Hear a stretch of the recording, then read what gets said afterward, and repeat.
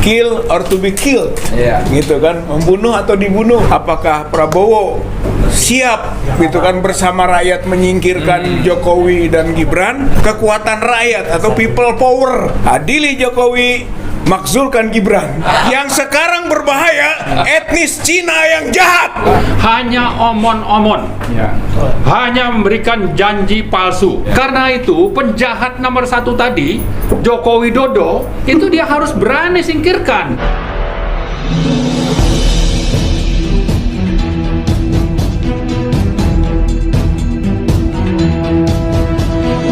Saya Yani Muhammad, driver online Depok.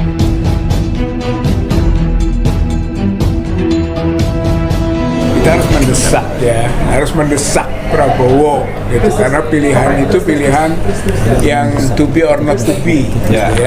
Istilahnya Prabowo tegas melakukan pembenahan, pembersihan sampai ke pembunuhan, gitu, sampai ke pembunuhan dalam arti yang konstruktif.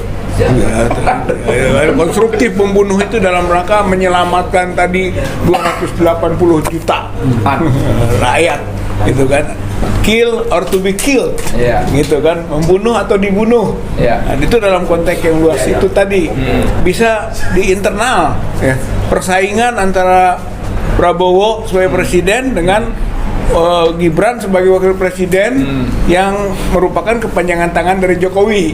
Dan kita tahu itu ada matahari kembar yang selalu diangkat sebagai realita politik, gitu kan. Nah, tinggal sekarang apakah Prabowo siap, gitu kan, bersama rakyat menyingkirkan Jokowi dan Gibran, atau sebaliknya nanti Prabowo yang akan disingkirkan oleh Jokowi dan Gibran.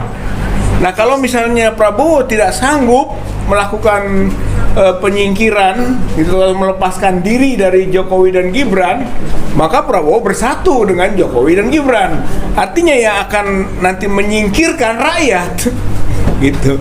Jadi rakyat nanti dia ada tiga pihak di sini, Prabowo, itu kan, Jokowi, Gibran, dan rakyat, gitu. Kalau ini bisa menyingkirkan, rakyat mendukung, gitu kan. Kalau misalnya tidak mampu menyingkirkan bersama-sama, ya berhadapan dengan rakyat. Itu yang sering kita sebut dengan nanti kekuatan rakyat atau people power, gitu kan. Pada ujungnya ketika memang Prabowo setengah hati, takut, tidak punya nyali, gitu kan, untuk menyingkirkan Jokowi dan Gibran. Nah, ini adalah merepresentasi aspirasi rakyat yang sekarang sedang tumbuh di mana-mana ini, di hampir seluruh kota. Adili Jokowi, gitu kan, makzulkan Gibran. Walaupun pemakzulan itu adalah upaya politik awal. Berikutnya Gibran juga melakukan tindakan kriminal, bisa dihukum juga Gibran. Tapi mulailah dari makzulkan. Maka temanya adili Jokowi, makzulkan Gibran. Dan hukum Gibran, serta pada ujungnya adalah rakyat berdaulat.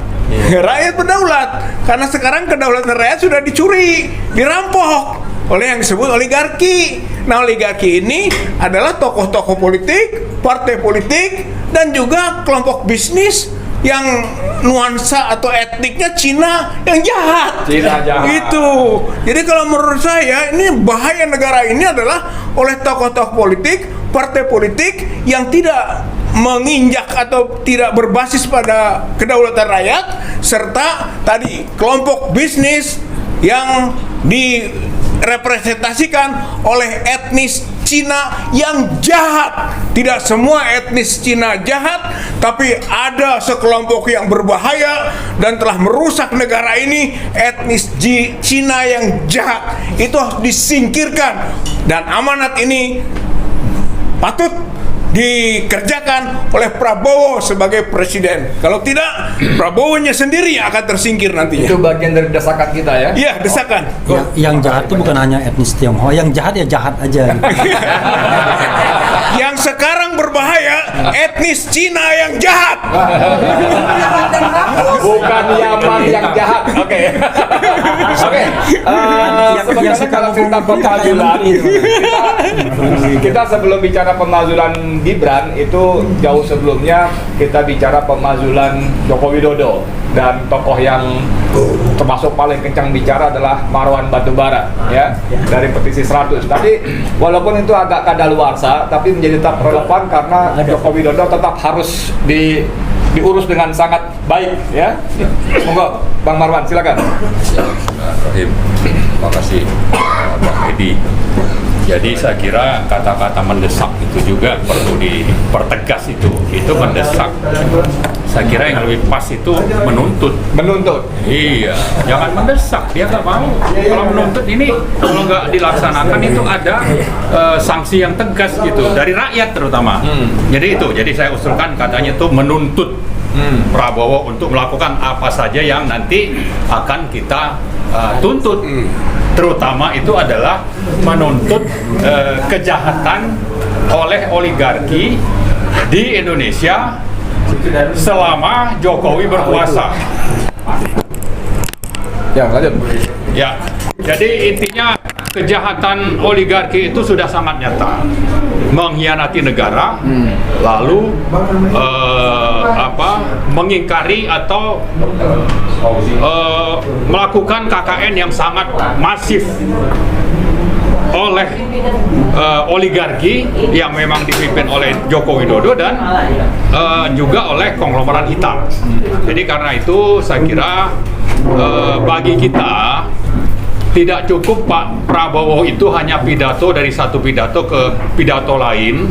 Dari pelantikan nanti ada peresmian apa, ada kongres apa, ada munas partai apa, itu pidatonya ya sama isinya itu. Nadanya memang saya akan begini, akan begini, akan begini. Tapi fakta di lapangan setelah 100 hari itu tidak ada yang nyata. Hanya angin surga. Itulah sebabnya saya kira salah satu alasan Purnawirawan untuk menyatakan sikap itu ya karena itu hanya omon-omon. Hanya memberikan janji palsu. Padahal kekuasaan itu ada di tangan Prabowo sebagai pemimpin tertinggi Republik Indonesia. Ditambah lagi nanti dukungan rakyat. Nah, kurang apa lagi? Karena itu penjahat nomor 1 tadi, Joko Widodo, itu dia harus berani singkirkan. Betul. Ya, kalau tidak ya memang pantasnya. Saya setuju tadi Bang Refli, kita kasih batas. Tapi batasnya jangan sampai setahun kelamaan.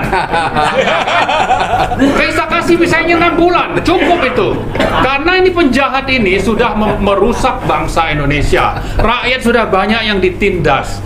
Lebih jahat kejahatan rezim oligarki ini dibanding penjajah dulu. Kita perhatikan misalnya di Rempang atau di Banten misalnya, itu sudah contohnya sudah sangat nyata. Jadi karena itu diingatkan sekali lagi, kita menuntut Pak Prabowo segera nanti melaksanakan apa yang akan dibacakan oleh Purnawirawan. Tuntutannya itu antara lain adalah bagaimana supaya oligarki pelaku PSN PIK 2 ditangkap, PSN PIK 2 dibatalkan, Jokowi ditangkap dan diadili, Gibran nanti dimakzulkan misalnya. Itulah hal-hal besar yang saya kira kita tuntut untuk segera dilaksanakan oleh Prabowo, dan itu bisa dimulai dengan mengganti menteri-menteri yang dititipkan oleh Jokowi kepada Prabowo pada saat akan dilantik tanggal 20 Oktober yang lalu.